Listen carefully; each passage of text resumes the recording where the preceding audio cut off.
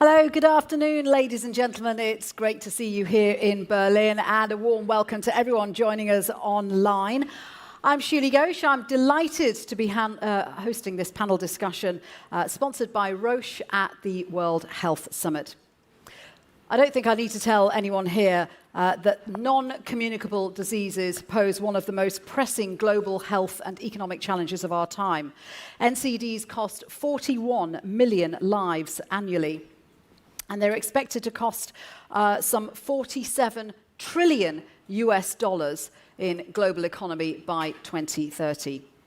In the wake of the UN high-level meeting on NCDs, which was just last month, of course, we stand at a critical juncture. And although we didn't see the political declaration universally adopted, there was support among most of the world leaders for the targets that it set.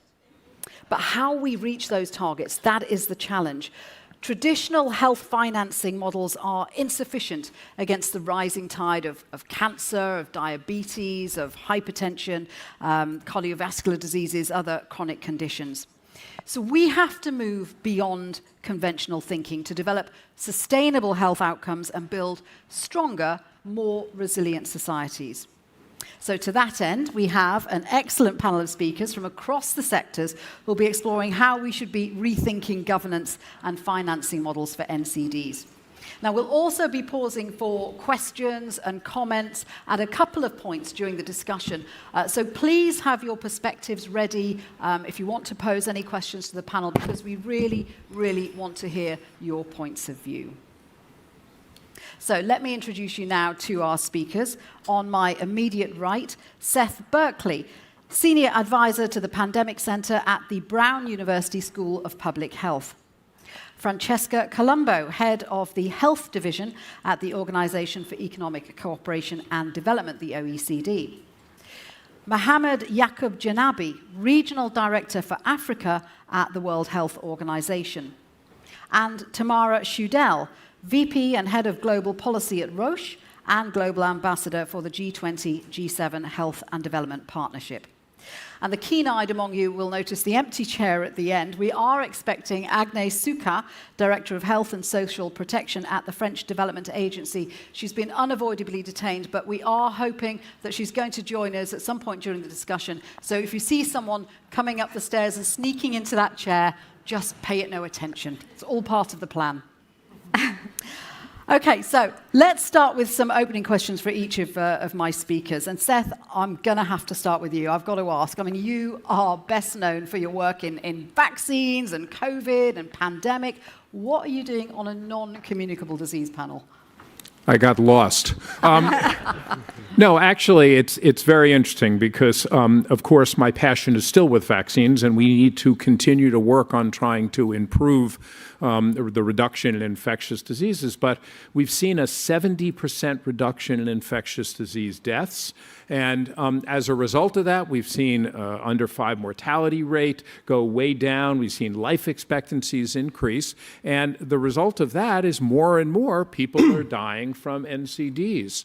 And as I shifted into a role where I work at the Pandemic Center, but I also advise a number of companies, one of the companies I was advising works in the area of taxation. And I was astonished to find out that there were these amazing taxes that could be done by countries to help both reduce the health effects of these diseases, deal with the externalities of them, that there were recommendations on them, and in fact, they were not being used. And this was absolutely shocking to me. So some of the things that didn't come out in the high-level meeting declaration were some of the actual targets that were out there, and there are targets to have countries increase their excise taxes on not just tobacco, but sugar-sweetened beverages, also on alcohol. Some places are exploring unhealthy foods. And by doing that, you can really solve 2 problems. One, you reduce the use of these products. And the second thing is you increase revenue, which, of course, in this moment of a reduction of development aid and financing is absolutely critical. So I was astonished that this was not being done.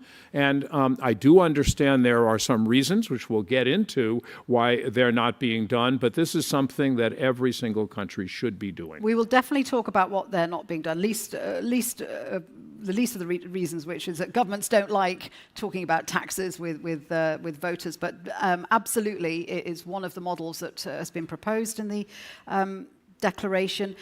Can I ask, from your point of view as former CEO of the Vaccine Alliance, Gavi, what lessons from vaccines financing do you think could be taken out and applied to NCD funding?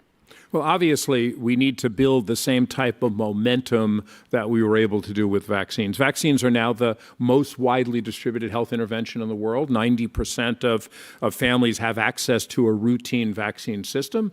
Not perfect. It should be 100%. And, that's what we need to work on, but it's more than anything else. So the challenge is how to build that consensus and drive. But the second critical thing that we were able to do at Gavi was to change the pricing.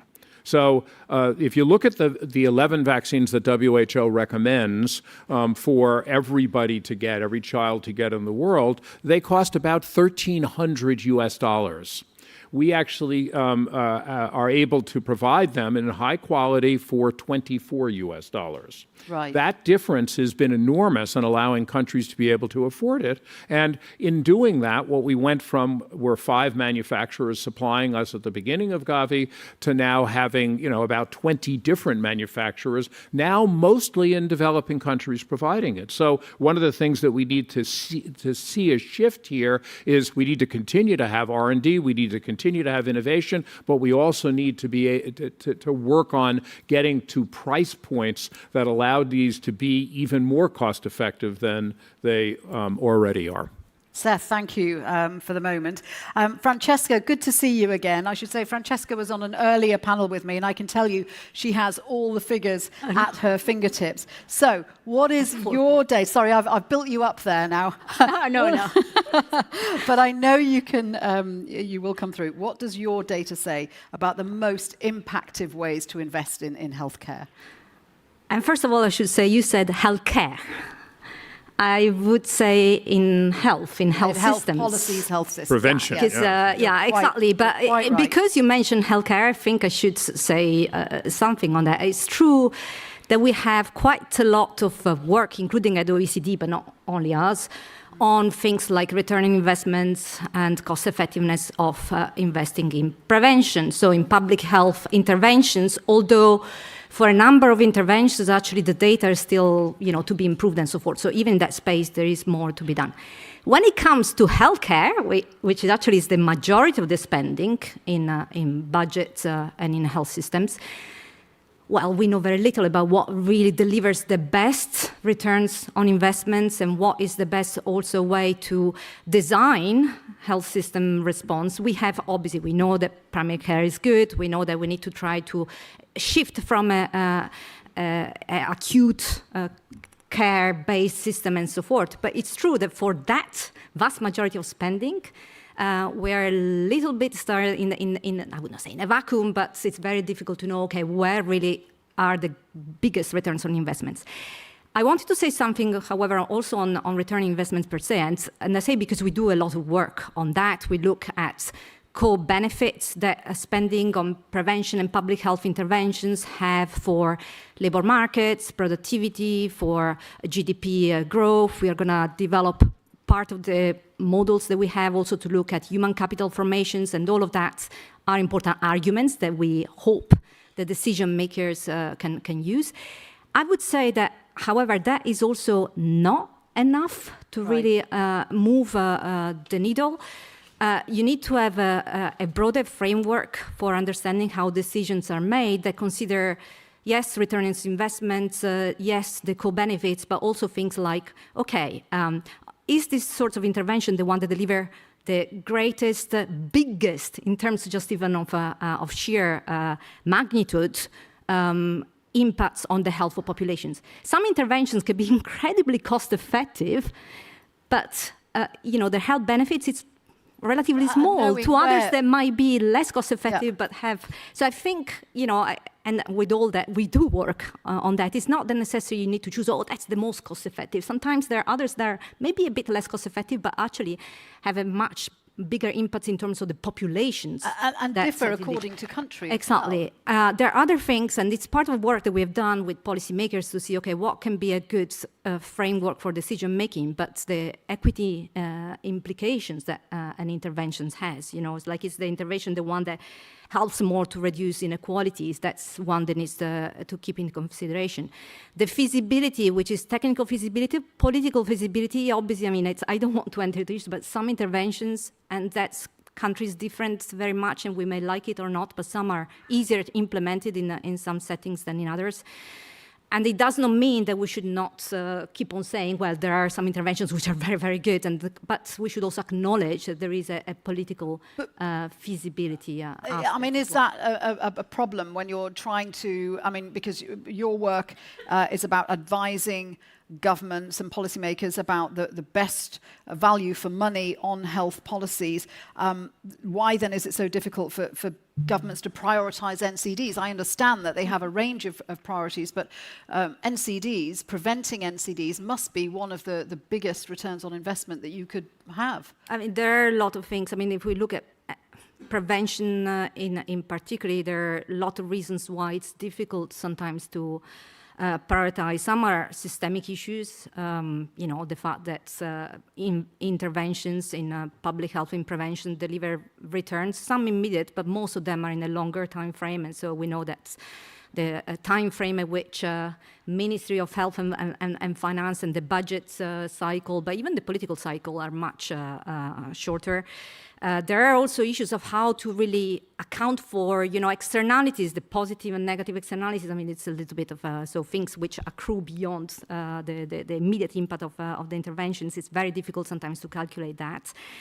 There are sometimes issues of measurement, and we do a lot to try to improve that measurement on return on investments, but I should be quite frank that sometimes in some areas and in some interventions, measuring really what's the direct impact of one intervention on the results it has is difficult. So on things, like vaccine, it can be quite easy to calculate. But if you look at broader public health interventions to encourage healthier lifestyles and so forth, it's a little bit more difficult to have that precise measurements. And it doesn't mean that we should not work in that, but it's just as difficult. And then obviously there are also budgeting aspects. The budgets are set most typically on a yearly basis. We need to move towards multi-year budgeting framework. We need to bring framework for performance budgeting that take into account this information like returns on investments, but also those broader benefits for population and so forth. So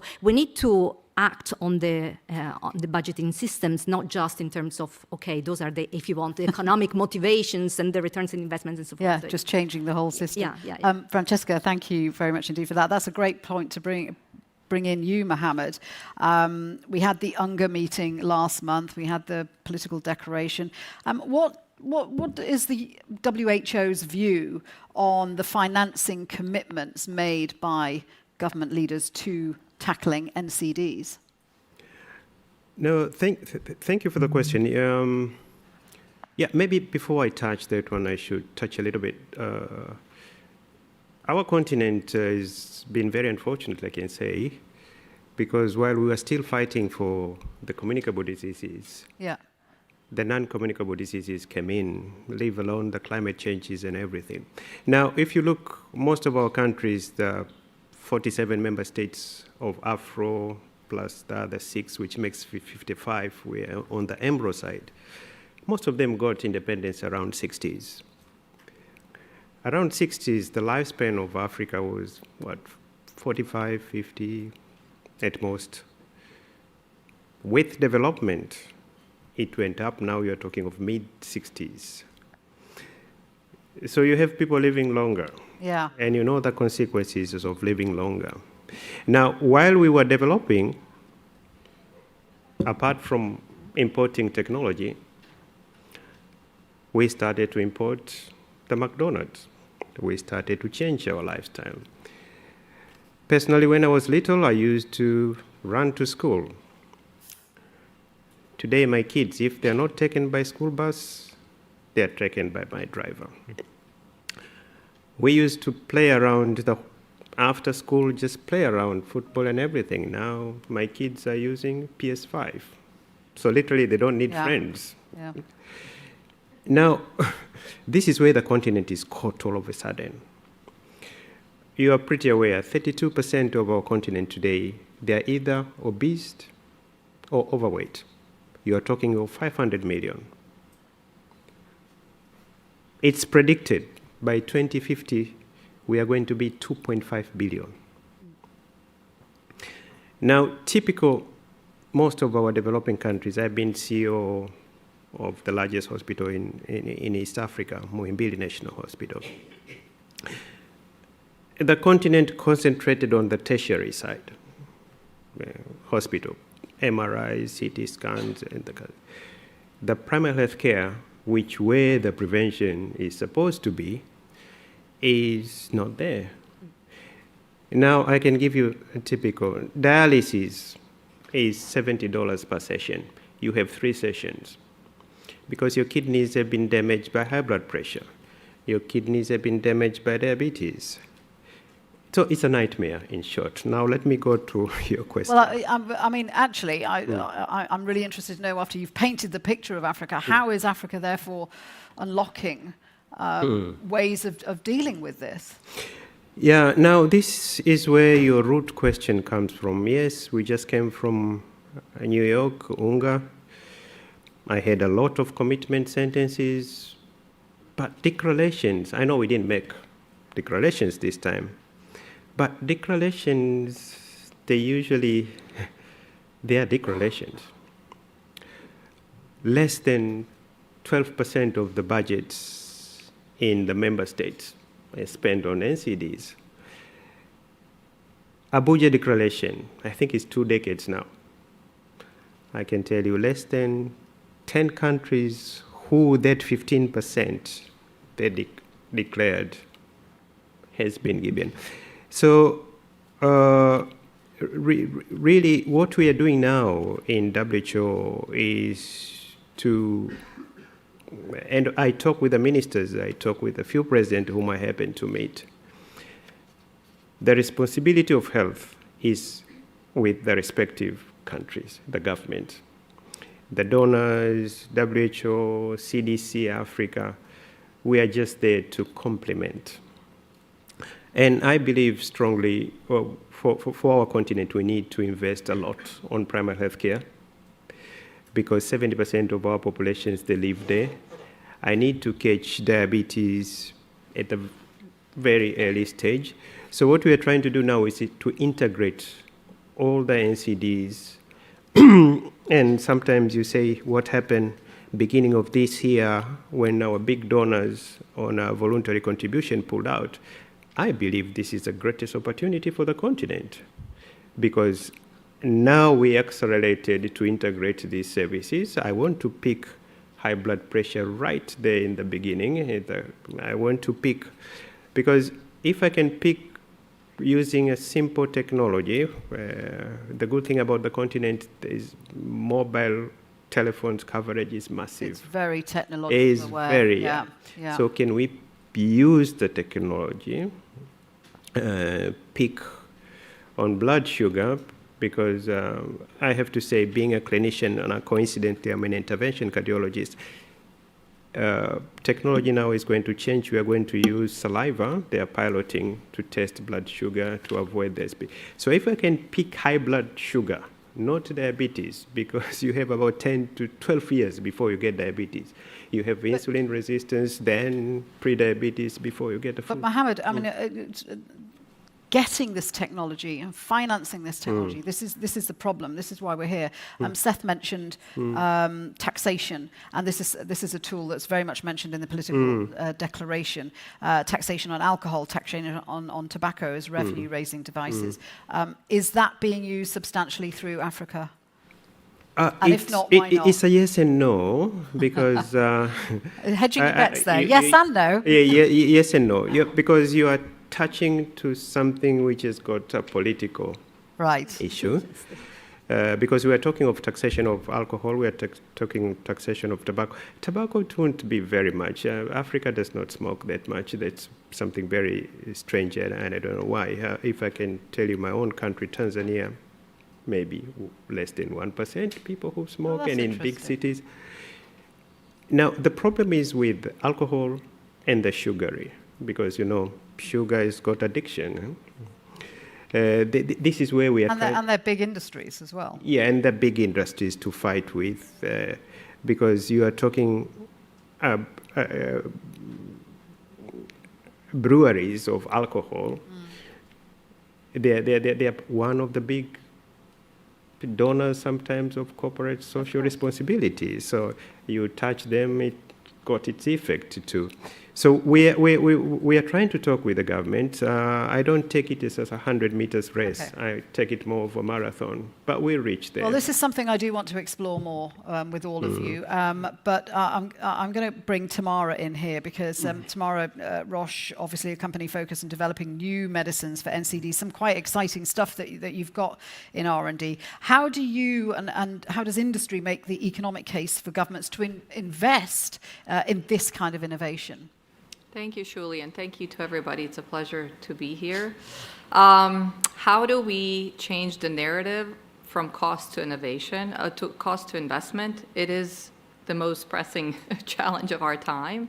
And being at a World Health Summit, we focus so much on what it costs, limited budgets, competing priorities by governments. It is no small feat. But the NCD statistics are staggering. You mentioned the rates of how many people we're losing a year from NCDs.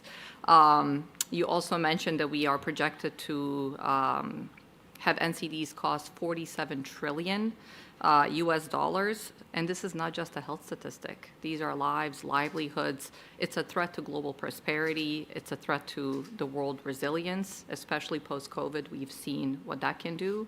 And since we're sitting in beautiful Berlin, just to put that in perspective, that would be like 10 times the annual GDP of Germany. Wow. So we're talking about huge numbers.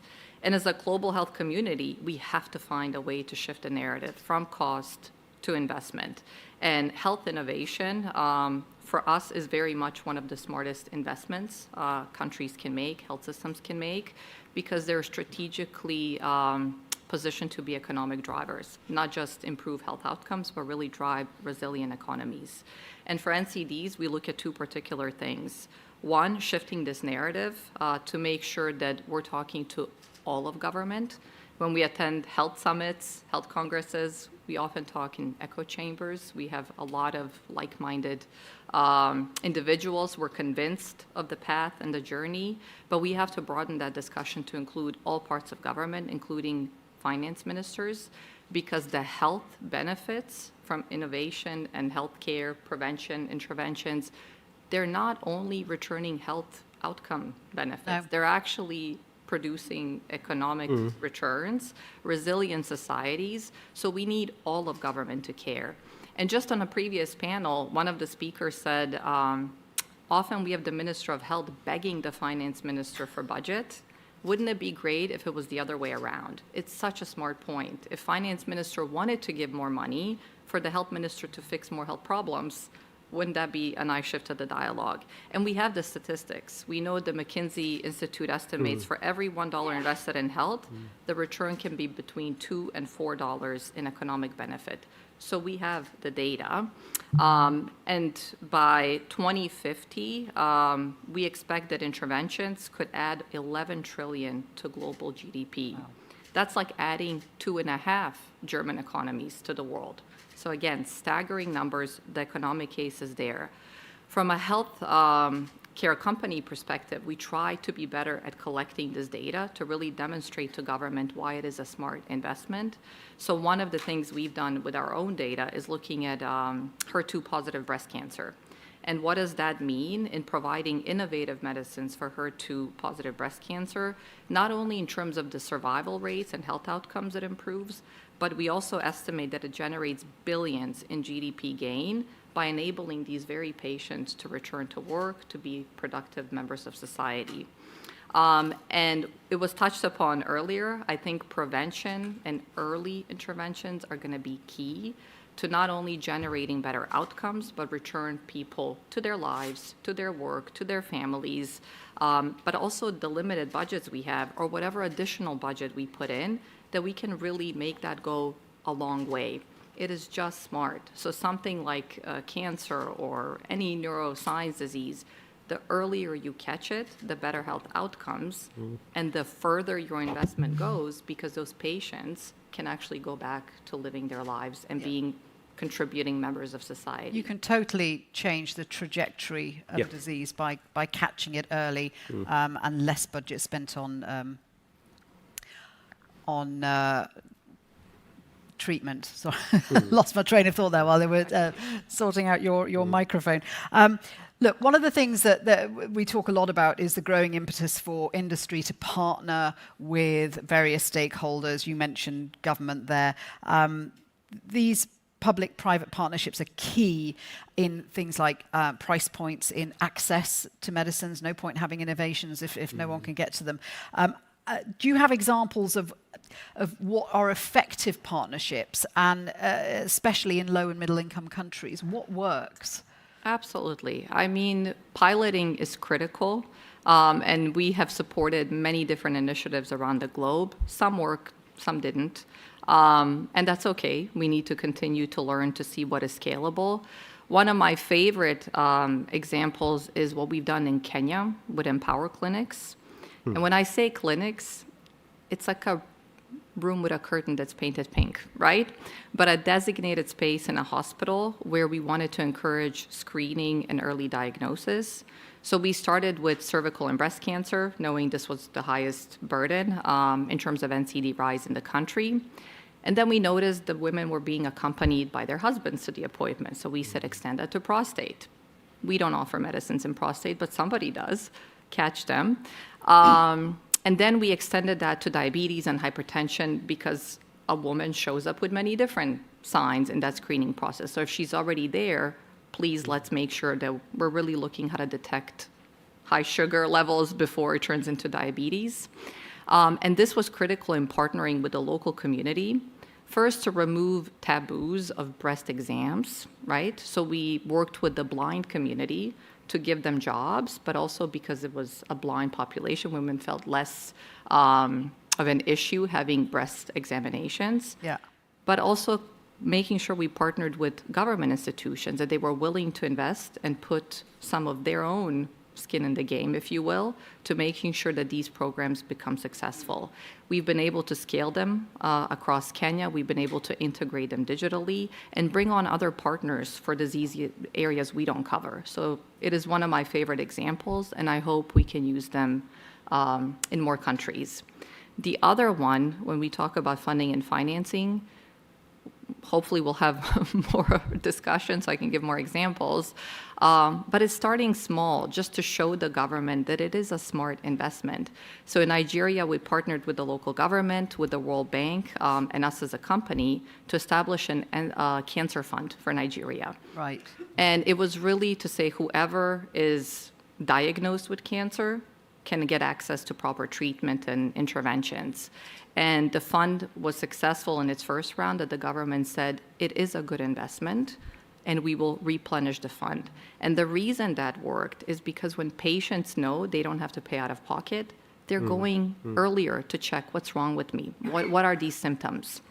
And when you can catch them earlier, you have better outcomes. And the government saw that. So if you catch it in stage 1, if it's cancer, way better for everybody than stage 4. So it's piloting and seeing what works and what doesn't. I think it's critical. And having a place in a multinational company, one of the benefits is that we can look across the world and say what worked and how can we replicate that in other parts. Oh, those are great examples. Thank you. Thank you for setting the scene, speakers. I'm just going to pause for a moment to see if there are any interim questions or comments, or maybe you'd like to say whether you're happy with the level of priority governments in your country are taking on NCDs. Would anyone like to address anything? Gentleman in the third row here. If you could just stand up, sir, and there will be a microphone that comes to you It is coming even as we speak. Thank you.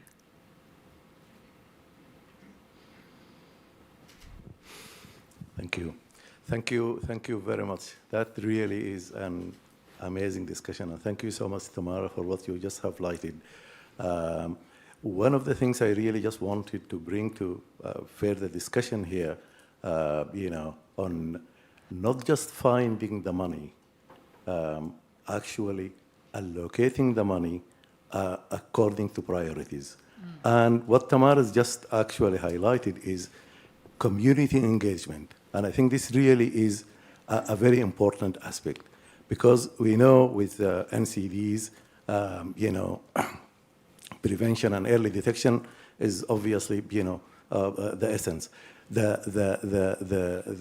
example you put for Kenya, I just came from Kenya now. My name is Omar, actually. I am an occupational physician, and we're doing a lot of work around, health checks for minors in particular, and there are lots of stuff around that. But anyway, what I really think is whatever money you get, if you throw it through the government routes, they're going to go somewhere else.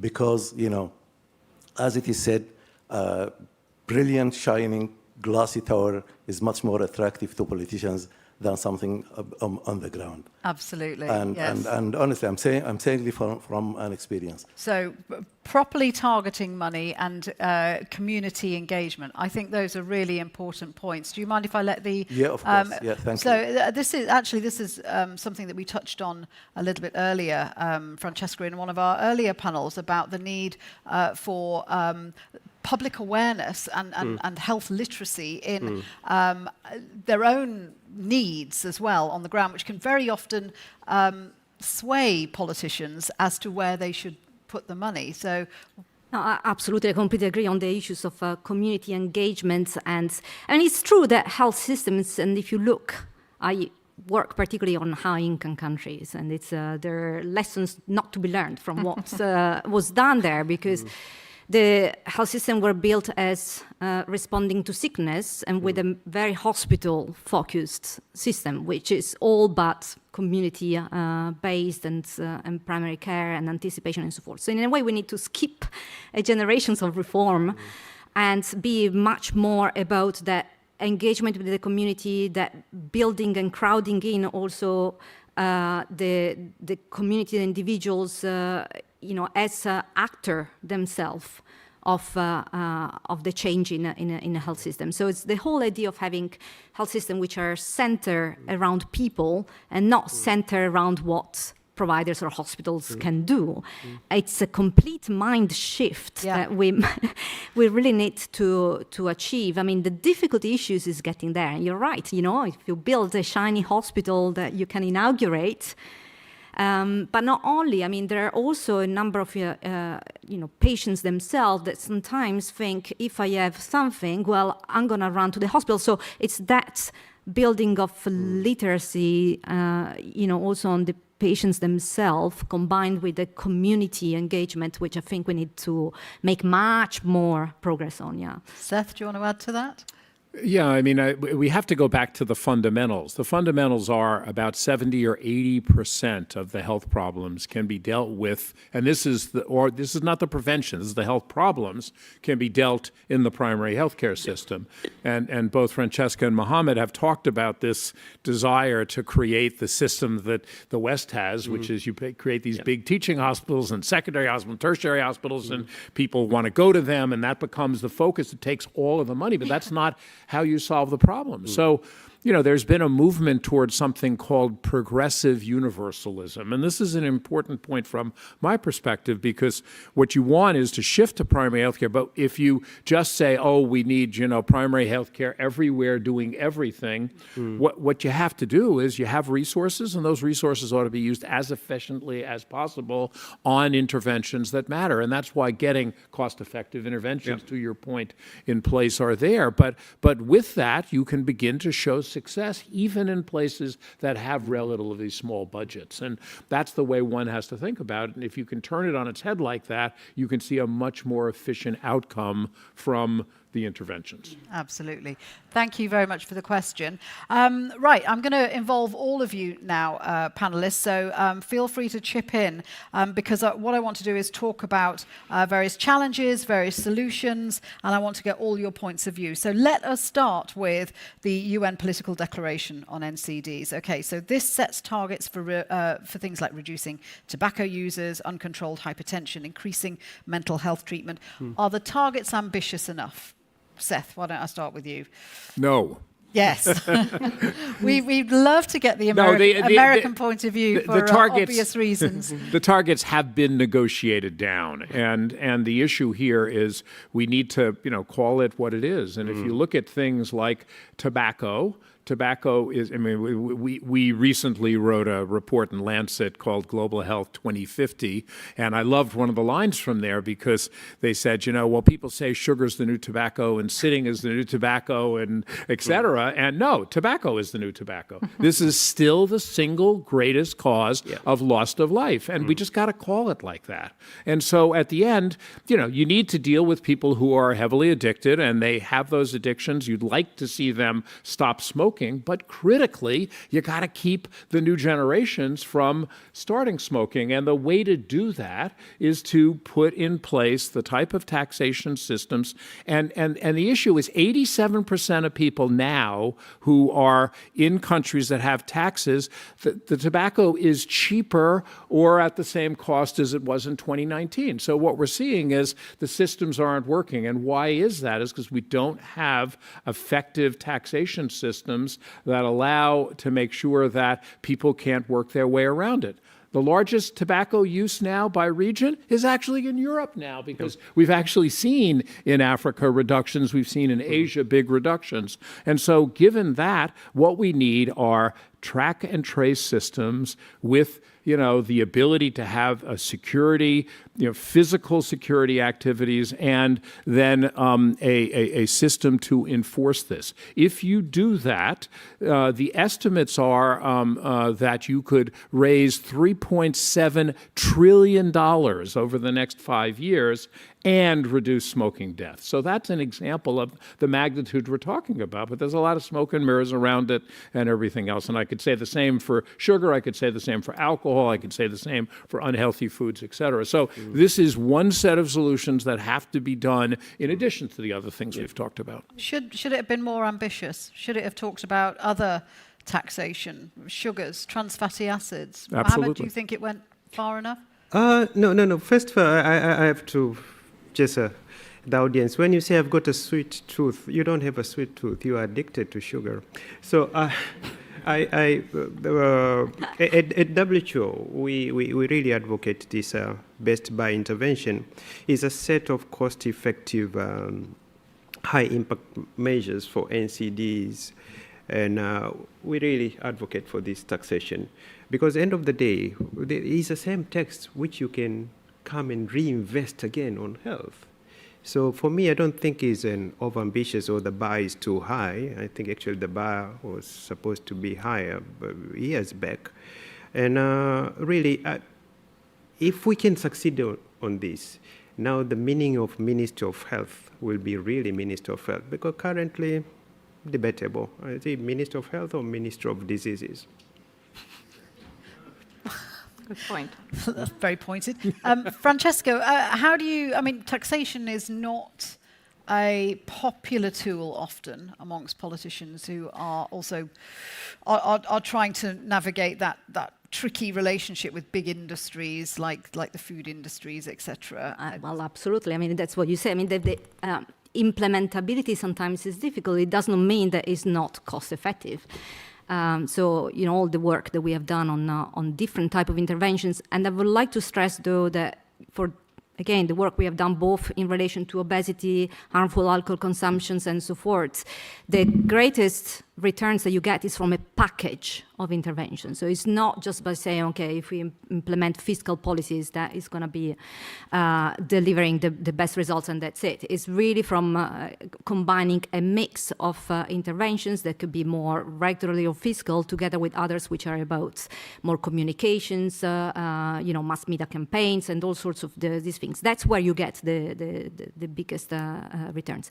But of course, implementing then each individual policy measures, and we mentioned taxation, but think about food labeling as well. I mean, it's difficult to do it because obviously there are different interests around. Because even on taxation, if you talk to Minister of Finance, sometimes they have also different views about what should be the revenues from the taxation, what should be accruing to, and the design of taxation policies and so forth. So it speaks obviously again to the issues of the importance of dialogue between health and finance for these particular issues.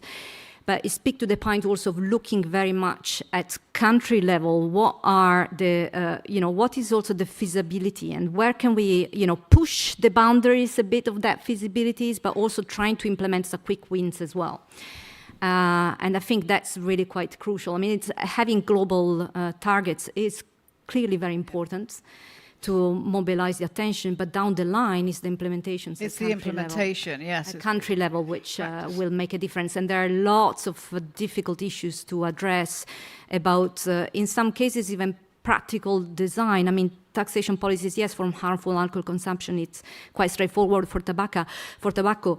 When we're talking about processed food, it becomes much more difficult even to design. So I think there are design issues, there are political, feasibility issues, there are issues about, again, community engagements and, making sure that processed food is a really tricky one because it's very hard not to have processed food. I mean, you think things like cereals are healthy, and actually they're not that healthy. And so in the UK there is a move to against processed foods, but another issue is that processed foods is often cheap, and with the cost of living crisis, it's often easier for families to go for unhealthy things. So we need this integrated response where all the different departments in government. One of the work we have done on obesity a few years now, but the issues of food labeling and how that encourage reformulation by the industry as well.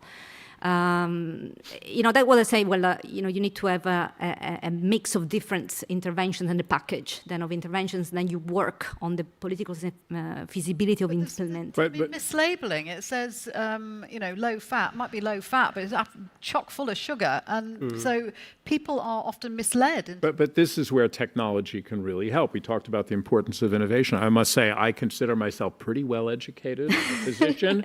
What do I know about foods? I have an app now on my phone that I can scan the food, and it tells you what's in the food and whether it's healthy or not. And you can make your own choice. You can say, I have a sweet tooth today. I'm going to have this even though it's terrible. But, it educates you. And if you then follow it with buying less of it, then it puts an incentive in the companies to change what is in them. So I think this is why we have to have a package of changes here, not just one thing at a time. But I do want to move to the other side, which isn't only the complexity of it. Yes, it's complex, but when companies try to mislead, when they try to interfere, that's when it becomes a real problem. And we know from the tobacco, issue that, the FTCT, which has been the largest treaty, system WHO ever did. It's 183 countries. They had to put another thing in on illicit trade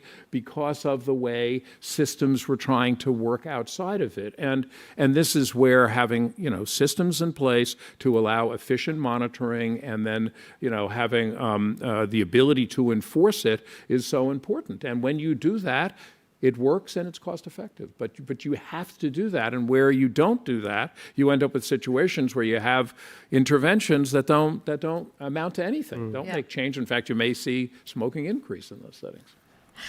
Tamara, I know that with your G7, G20 hat on, the Health and Development Partnership released a global legislators toolkit, which is specifically directed at leaders in developing countries to try and cut the incidence of NCDs and tackle it effectively.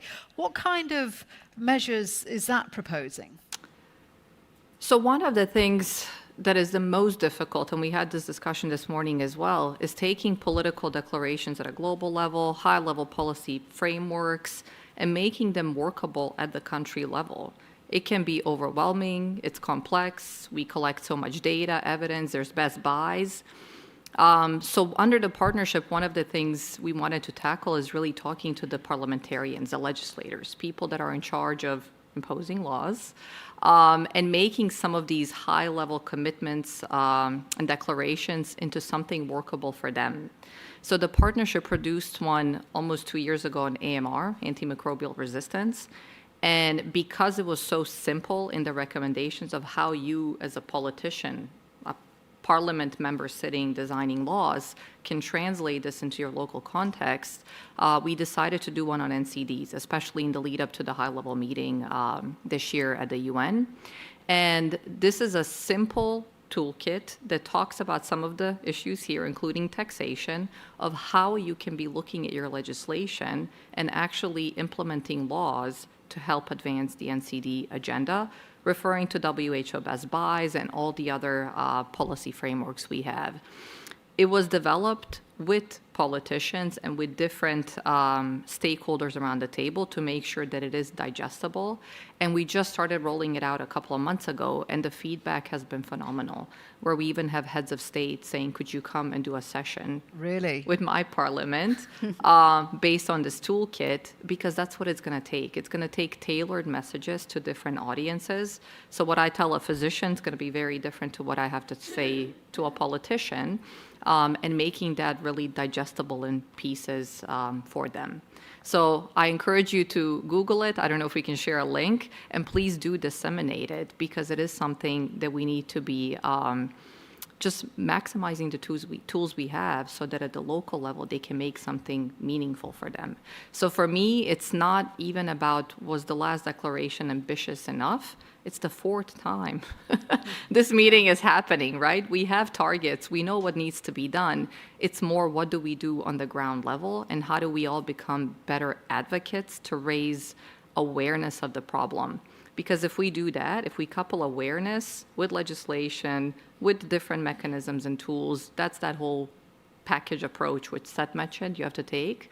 I'm hoping the population will also drive some of the changes we want to see, but we have to couple that also with some form of laws and regulations as well. So that's a really useful mechanism for legislators wanting to know how to start taking the steps. Where do I start? I wonder if you all think, or maybe you don't, do developing countries in particular, but really all countries, get enough assistance in implementing these mechanisms? Because yes, they're all expected to show commitment, but then when we have to go from commitment to implementation, is there enough assistance? Mohammed, do you think there's enough assistance for developing countries, for example? Oh, again, you always ask me questions which I've got a yes and no answer at the same time. But it's okay. No, the way we recognize the implication is politically sensitive about taxation, but the evidence is clear that health taxes saves lives and generate revenue, which can be.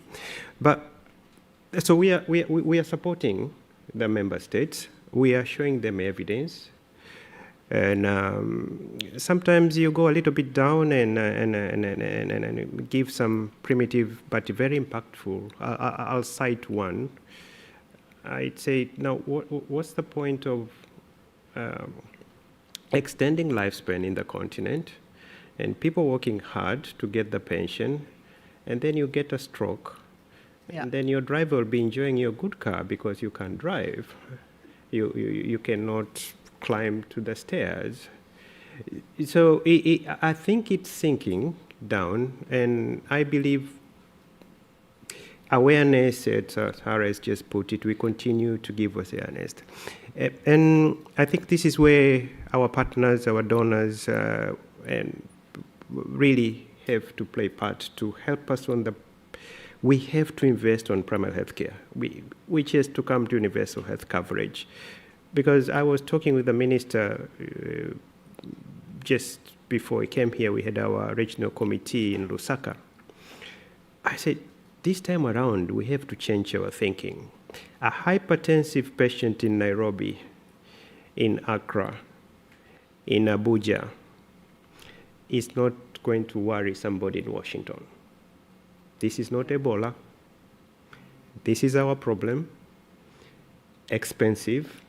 This time around, we have to own it. You break it, you own it. So our tone is changing to understand NCDs are ours. Thank you. Thank you. The reality is that development assistance has dropped massively as well on a global scale. It's decreasing, it's only likely to get worse. So how you close that NCD financing gap now becomes a critical question. Francesca, can I ask you, what are you hearing from politicians about this? Who's supposed to be stepping up to fill this gap? Well, different things, yes. Development assistance is dropping. It's not just the one country, but it's a lot of other countries. And it means basically that there is money for financing health overall. I mean, there are different things that need to be done. One, from my perspective, there's obviously an issue of building capacity for revenue generations and taxation systems broadly, not just for health, but in general, having strong fiscal and taxation systems in countries that allow you to have sufficient government revenues that then can be allocated to health, but also to other obviously priority. That's a very, very important starting point, and I think that's something in which also cooperation, collaboration, it's a little bit beyond just health per se, but I think it's really a very, very important point. There is then an issue of discussing, okay, how do we bring in additional sources of funds which are not domestic generation of resources through improved fiscal system, improved prioritization within government budgets. There is, for me, a need to talk about what could be the role of private finance, but in a way that is geared towards and directed towards shared goals. So how do we work with private sector to crowd in, private finance to deliver on the goals which are decided by governments and the priorities which are governments. And it's not an easy, I mean, there's lots of discussion obviously going on about blended finance and innovative finance mechanisms. I don't think that they will necessarily solve all the issues, but certainly a conversation needs to be had. There's been much more discussion about these sorts of mechanisms, and don't claim myself to be an expert on those, but much more in other sectors than in health. And so perhaps there is something that we can also look at other sectors, like what has been done to try to crowd in that potential financing, but in a way that respects and delivers on global public goals. So industry, bigger role for industry? Yeah, role for industry, but also types of financing, can be on concessional financing or things like credit lines, these sorts of things that can be used. Obviously thinking what should be the role of corporate social responsibilities more broadly defined. There are lots of opportunities and things here, but there needs to be thought through so that also health is not taken in a way that perhaps then the contribution of the private sector is not really aligned to what the government wants to achieve. There also needs to be early screening, as Mohammed has said, and there needs to be early treatment because by the time you wait until when people have those strokes or have those heart attacks, it's a completely another ballgame. And that, frankly, is unaffordable. I mean, if you just look at it, even with additional resources. So that mindset you've talked about of shifting from we used to be young, we weren't living to the age to have all these chronic diseases we now are, but you don't want to wait until you're 60 to screen. You want to be screening at 50 and 40, and those screenings are not so expensive, but they're not in the culture, they're not there, and so that's what really has to change. Yeah, and this was my point, because those days when our lifespan was shorter, you don't have time to get all those complications. No. You get a kidney disease, you die at 30, you die at 35. I mean, it takes time before you start to see the complications. So it has come together with the lifespan has gone up, but the complications also. And that's why prevention is very important. But if I have to top up on here, what other wish we could see in our planet today, then especially with the northern globe? The amount of money Africa is spending on furnishing the debt, it's massive. Now, can there be a discussion on debt swaps so that be monitored? The ODA has gone down. Our biggest donors have gone down. So an issue of debt swaps and other Well, is there no conversation about? I mean, why was that not discussed? Yeah, but it's going too long. Declaration. It's going too long. Things are supposed to happen now because the complications won't wait for you. So it needs to happen now. And if we are talking of investing on primary health care, this money could be directed to build the primary health care. We pick the diseases area, we prevent all the everything early. But one of the problems with healthcare is that there are so many competing priorities. I mean, a lot of countries, developed countries and developing countries, are funneling money into pandemic preparedness right now. So how do you... I mean, it's your fault. I wish that was the case, but it's actually not the case. So let's be honest. Yeah, it's not the case. And should we just be going on putting on fire? Next week I'm going to visit one of my member states in the Kansai province in DRC. There is Ebola. Thank God today is the 15th day we don't have a new case. So we are counting on those 42 before. So we'll put that fire off. And you know, this is not something which will finish tomorrow. No. It's a 75%, if not 80%, of the outbreaks which you hear, they are zoonotic in origin. The interaction of animals, forests, and human beings is growing because the forests are there. There's a culture you have to fight in some of those parts. I'm telling you, eating monkeys, eating bats, it's normal. It's their culture. So it's not something which I expected to happen to finish tomorrow. Now we are concentrating on doing surveillance on human beings. What about the reservoir? So I think it should be taken as a holistic, that one health approach. So while we are preparing preparedness, but to me now, diabetes is an emergency. Hypertension is an emergency. Tamara, can I just go back to a point that Francesca was making about how what players need to step up to try and fill that funding gap? Seth makes the point that, you know, it still has to be a government responsibility, but does industry have a role as well? Is there more pressure on industry to sort of swoop in like the knight in shining armor and provide the cash? Yeah, I mean, I definitely think industry has a role. I think where the debate is what role should industry have and what is appropriate and what's not. So on global health, what we've seen is as funding is going down, people are turning to industry to fill the gap. That's not sustainable, in my opinion, not even appropriate in many ways. At the country level, we do believe the primary responsibility of funding health is by governments and their citizens.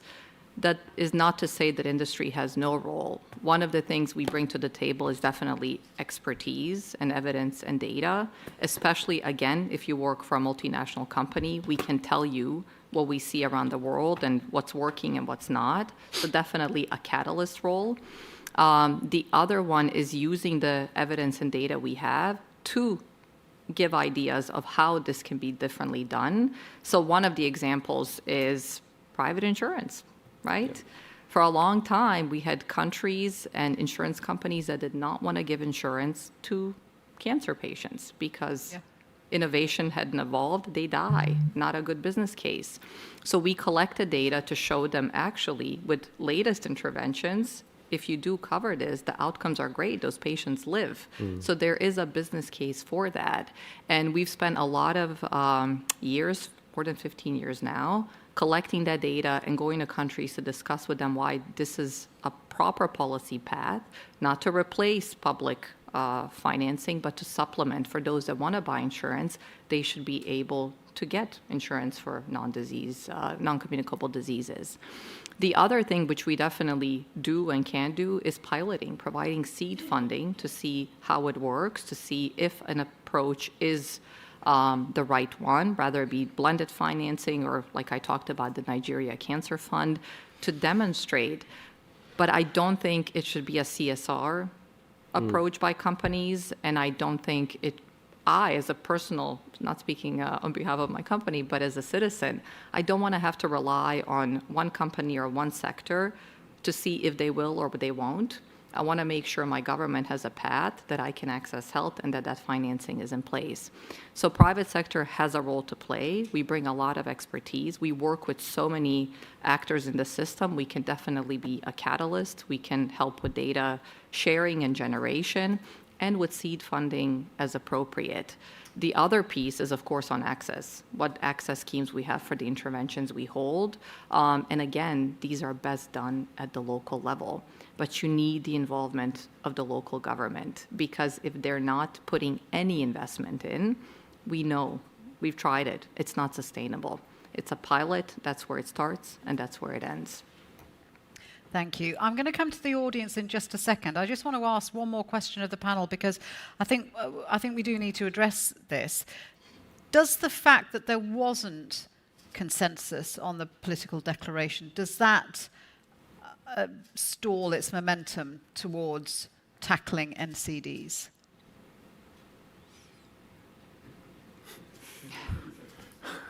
I mean, you already made the point, Tamara, that this is the fourth time That's right. this is being discussed. So, I mean, declarations are helpful to a degree. It's what countries are going to do. And so let me take the moment since I jumped in. The other thing industry really is critical in doing is bringing innovations. Right. And so sometimes that is going to be new fabulous drugs, and maybe they're not affordable initially because they're new, they haven't been scaled up. But you know, we need to keep pushing the envelope. But you know, we're also in this moment in the digital age when the tools for screening and the ability to track and understand what's happening is changing around the world rapidly. And that will also, you know, turn it into a managed process. I mean, you know, I'm wearing a ring on my finger that measures my sleep. Yeah, you are. Measures my sleep, but measures, you know, whether you have sleep apnea and whether you know, your heart rate is not where it should be, et cetera, et cetera. I mean, 10 years ago, you would never even have thought about this. We have continuous blood pressure monitoring. We have continuous glucose monitoring. So these technology, which are getting more inexpensive and connect to the Mohammed's digital world that is Africa, then also helps us in this process of democratizing the management of healthcare. But again, that's a new mindset because it isn't it's not an outside, go to the elderly physician, get all your knowledge from there. It has to come from, you know, a broader system. But the problem with that is with all the disinformation and, you know, that we're seeing now and misinformation, that becomes a problem. So how we reset that so that people get reliable information and then can use that to help on their health and help on prevention is an important priority for the whole world. I mean, it's going to be different solutions in different places, but it's something we really need. But it's an important point on the taking responsibility for health. I don't think we can say, okay, you know, solving the NCDs, well, it's all down to have big UN, if you want, declarations. The responsibility for health, it's something that then it's a matter of governments, and it's a matter of individuals as well, and particularly with NCDs. The role of, again, going back to the issues of health literacy and the role of individuals themselves in having healthy lifestyles, in being helped to have that, it's a crucial one. So I think it's, we cannot just say, okay, the declaration is what is going to solve the issues. I think we need to go much more granular at the, at the country level, but also at the individual level as well. Yeah, I think the interesting question about health literacy, I mean, show of hands, how many people here know what your blood pressure is right now? Well, right now? Right now, no. All right, I'll rephrase that in general. Don't look at your rings. So that wasn't very many. I mean, how many insist on going to, on having your yearly health checks? Okay, a few more. That's great. How many get your blood pressure checks when you just go in to chat with the GP about anything? A few. Okay, so, but that's not even half of you. I find that quite interesting. That there is, but yeah, public advocacy needs to be more of a thing if we're going to get our governments to invest more in the kind of health services and NCD tackling that we want them to do. But here's a different question, which you can't ask this audience, but we have a miracle cure for NCDs. It's unbelievable. It is the best thing you could possibly do. What's it called? Exercise. Yes. And the question is, when you go to a developing country doctor who's seeing 86 patients in 15 minutes, how many of those doctors or nurses are working on giving people the advice to exercise and then having people train, because you described the change in your lifestyle. I think if we asked in the West, I think now doctors are beginning to talk about exercise, et cetera, but again, this is a lifestyle change. So, just to be devil's advocate, not all NCDs are caused by poor lifestyles. Okay, I mean, I have to say that as but it is the single biggest change. It's one of the biggest factors. Yes, exercise, stop smoking. But I like your questions. In the audience, how many of you know your waistline? Waistline. Precisely 2 people, 3 people. Excellent. Do you know that for men, when it's more than 40, and for women more than 35, is among the symptoms of insulin resistance? Right. Is everyone breathing in right now? So check your waistline, please. I thought it was if your waistline was couldn't be more than half the measurement of your height. I'm trying to simplify it. I don't know. Right. That one is like say, what is your BMI, body mass index? I usually tell my patient, that's too complicated. You just take your height, you minus, is it 100 or something like that? Then you get roughly what's your weight like. Right. Yeah. So that's why I asked about waistline. It's a very serious issue. Just know your waistline. When I used to practice actively, I used to measure waistline of my patients. So come to a WHO panel and receive top tips on health. Okay, right. Audience, have you got any questions? Okay, let's start with, if you would like to stand up, sir. Yeah. And there will be a microphone on its way down to you. See how I'm deliberately picking people in the middle of the line just to make it more awkward. Sorry about that. We can move. It's probably moving is good. Standing up, sitting down, everything. Yes. Taking Seth's advice here. To be honest, I have enjoyed the session. I have a few questions and probably comments, and I would like to start. Well, with I can't do a few. I can do one. One comment, one question. We're talking about priorities here, so I feel I have to make the audience It is a priority. prioritize. They're related to each other. Both are related to each other. And the comment is about the audience's question earlier on about the shiny hospital. To be honest, if we want to talk about accountability for all stakeholders, I don't think we've mentioned accountability enough today. If we want to talk about accountability for stakeholders,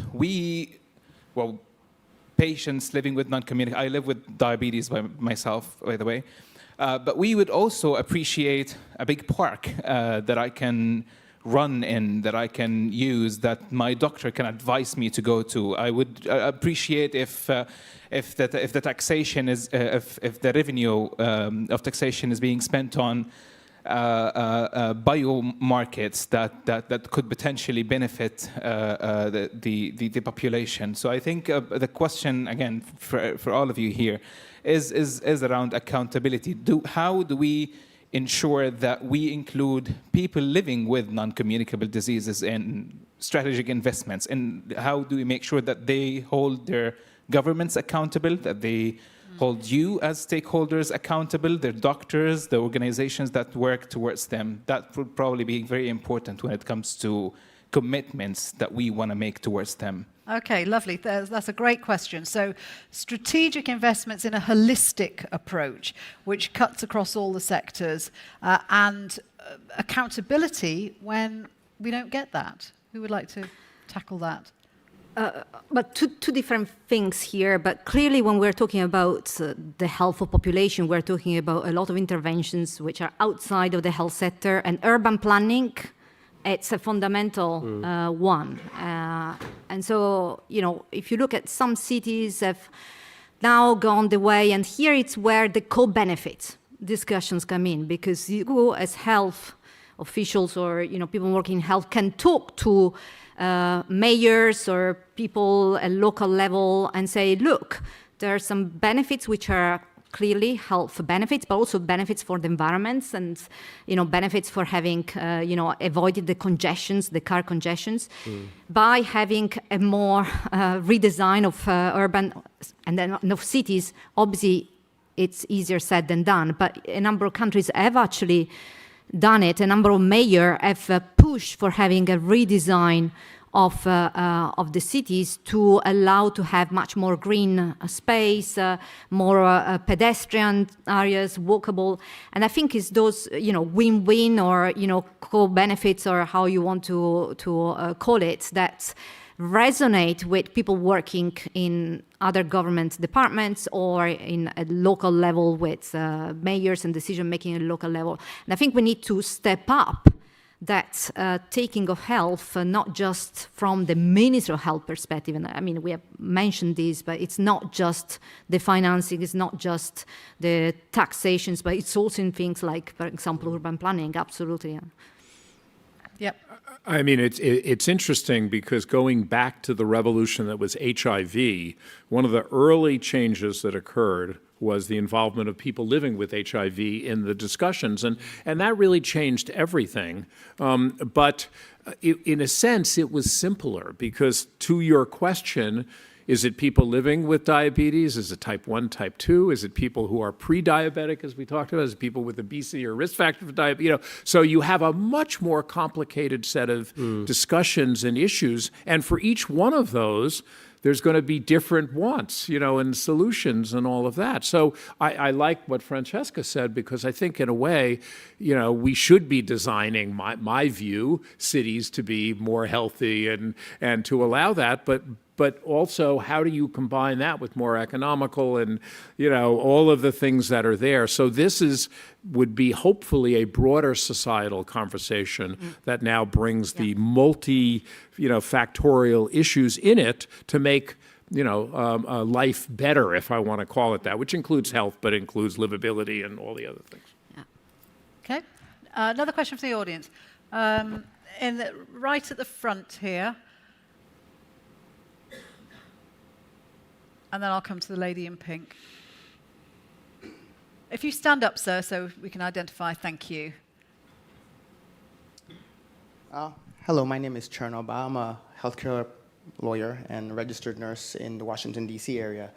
My question is, well, actually, many low-income and middle-income countries are trapped with rising debt, servicing obligations that crowd out health care budgets.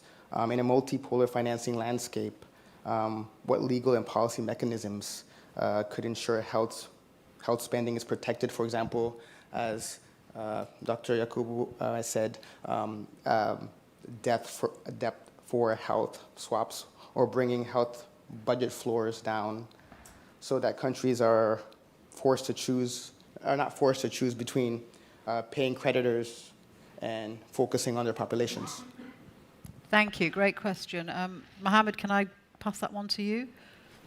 I'm not sure if I got it quite correct, but Helping developing countries which have a high amount of debt so that they don't have to choose between paying creditors and having a robust healthcare system. What mechanisms, what frameworks could be used, or does the WHO advocate any particular course of action? Okay, I think part of it we discussed it earlier, but just let me remind the gentleman. 1 billion people every year go into poverty because of out-of-pocket payment. And the sad part, I'll give you the example of Africa. People sell their livestock, they sell the land, and eventually they pay the hospital bills and the patient still dies because they come to the hospital at a very late stage. Health, to me, what we advocate now with the ministers, it should be run by taxations, partly by taxation, especially when you talk of health insurance, universal health coverage and everything. So these so-called sin taxations on alcohol, tobacco, and sugary, to be honest with you, I don't think there's an option. When we talk of domestic financing, it doesn't mean we are encouraging member states to stop talking with partners, talking with donors, but we discussed it earlier here. Responsibility of health starts with yourself, then goes to the government, and then you heard here about you need to exercise, is actually, to put it more precise, is 10,000 steps a day. And you have all these innovations, gadgets you can count using your watch, using your pedometer, and etc. While our partners like the pharmaceutical companies, the technology will save you. I've got small island countries, Seychelles and Mauritius. They are importing 80% of their foods. And you are talking of processed foods. We are having trouble now there with NCDs. We are having trouble with health workforce. So technology like telemedicine and mobile medicine, they're all invested. So is the responsibility of all of us, is a talk of all of us, is a talk between North and South, is a talk between South and South, how we exchange information. This is how I would put it in general. Thank you. Anyone else want to comment on that? Okay, lady in pink in the 1, 2, 3, 4th row. Thank you very much. Thank you. I'm Sunita Kadiala from the London School of Hygiene and Tropical Medicine, UK. We know that poor diet quality is now the leading cause of global mortality and morbidity, according to the global burden of disease estimates, and we already have evidence-based solutions for that. For example, a toolkit on how to incentivize or disincentivize unhealthy food consumption and how to improve the affordability of healthy foods. Yet, we see that the big pharma, no offense, Tamara, I really like some of your points about conflicts of interest, and I see Roche is even sponsoring this session. So big pharma and big food are one of the most important detractors in anything, for example, related to any discussion related to ultra-processed foods, because it threatens their very corporate bottom line, right? So what kind of accountability mechanisms, beyond guidelines I know that WHO has, in terms of enabling this on the ground, do you suggest here, in terms of both accountability and governance? And often you see intimidation of scientists, huge amount of lobbying. So the question this morning, and here is, what should the private sector do? The question should also be, what should they not be doing? And that is as important to understand where the lines are and where, and be confident that they do work for global public good. And my second point is, it came up in the discussion, thanks to the gentleman who wants to run in the park but doesn't have a park, is about our lived environments, air pollution, traffic, safety. Many of us won't let our children cross the road in Delhi or Nairobi or wherever, right?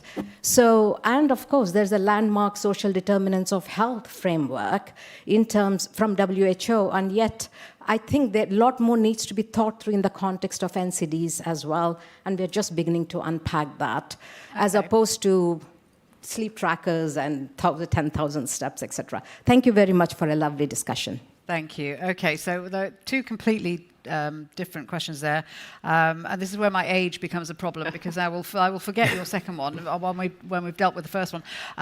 The power of big industry, and particularly the food industry. So a couple of things. One, when we refer to industry, I see very much a difference between healthcare industry, because I feel like our goals are united. We want to improve health, and we invest, my company alone, 20% of our global revenue, which is about $14 billion a year, just to fuel that R&D pipeline. So I hate the term industry because I feel it buckets us. You get tarred with the absolutely, name Roche, and not all industry is created equal. Second, I do think there is a misperception, and I can't speak for every pharma company, and I certainly can't speak for the food industry, but I can tell you in my company, we have no problem to support prevention and awareness when it comes to healthy eating, exercise. We don't rely on people staying unhealthy through poor life choices to fuel our pipelines and our business. We have an aging demographic. We know that there are plenty of health challenges which still need to be solved. We are the biggest advocates of prevention, because if you can prevent what is preventable and catch it early, then people who really need our innovations and medical intervention should be able to get them. Within our own company, we have a whole wellness month where we invest in awareness raising for our 100,000 employees. We support these things in our local communities. We provide access to free memberships, healthy foods. So I just want to dispel that misconception that the pharma industry relies on unprocessed foods to fuel our own business. It couldn't be further from the truth. Healthcare systems are overwhelmed. We know the NCD rates going up for many different reasons. One of them being the foods we eat, another being the climate and the environment we have, the technology, which hasn't enabled our kids to actually go outside and run. They're more sedentary. We also have genetic causes, to Shiulie's point. The challenges are too many. So whatever we all can do to make sure we're preventing and reducing is in the best interest of everyone, including this industry, which generates innovation. We want to make sure people who really need them get them, and people that can be prevented from getting them, great, because this is going to make healthcare systems sustainable and operational. So again, I can't speak for the food industry, maybe someone else here can, and I can't speak for every pharma company, but it is not what keeps us motivated. It is not something we would ever stand against promoting in terms of health awareness. What we can say about the food industry, it is immensely powerful. In the UK, there was a move to try and introduce sugar taxes, which the then government, not the current government, backed away from. How do we counter that power and enable governments to make bolder choices? Part of it is the public shunning processed food. If there's no market in processed food, there wouldn't be processed food. But how do we create an environment where governments are not afraid to take on big industries? What do you think? Yeah, I mean, you gave one example. Another example is when originally the FCTC agreement came out, and the suggestion was there needed to be track and trace systems.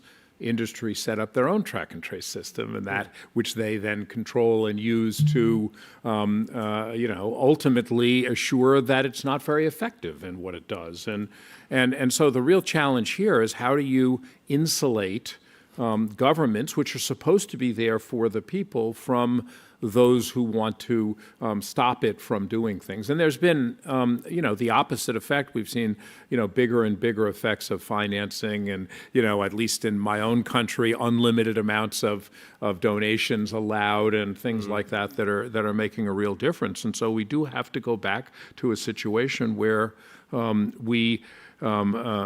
people have choice. That's fine, but we can't have the industries trying to distort the information or the systems that are there for nefarious purposes. And I think that's the critical issue.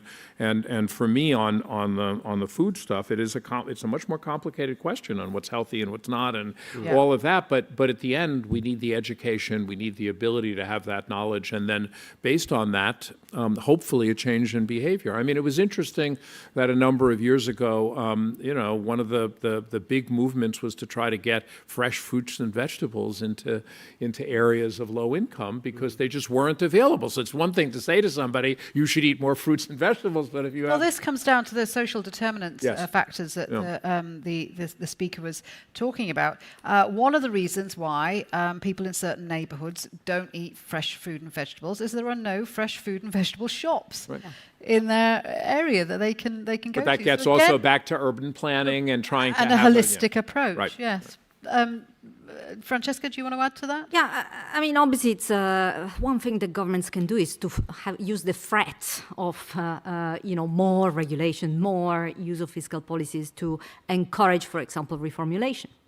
And that has worked in some cases. I mean, I think we need to acknowledge and recognize that different national governments will have a different way in which they look to what extent this should be the responsibility of the individuals entirely versus, the governments telling and the nanny states and all these things. I mean, there are really differences across countries and even across populations around that. But one thing that I mentioned earlier is that many different interventions are possible, and there are different packages of interventions. Some of them may be geared towards more regulatory and fiscal approaches. Others are geared more towards other type of more, information, encouraging this reformulation and so forth. Those packages are both very effective. So I think there is a need perhaps to acknowledge that there is also a national process, and obviously there are, big industries that have their weight and so forth, nothing to say about that, but perhaps that you can achieve the same goal, perhaps with a package which is a little bit more, less threatening for some of the industries, but that encourage them to change behavior. Excellent. We are coming to the end of the session. Thank you so much for your questions. I'm going to throw it back to the panel for one last thought. And speakers, please, 30 seconds maximum each. And I just want you to lay out what you think is the most critical action that governments or stakeholders should take in the next 12 months to ensure sustainable funding and broader impact for people living with NCDs. And Seth, I'm going to start with you. 30 seconds starts now. No surprise. It's doing health taxes to the full recommended amount of WHO with an independent, traceable system that is enforced.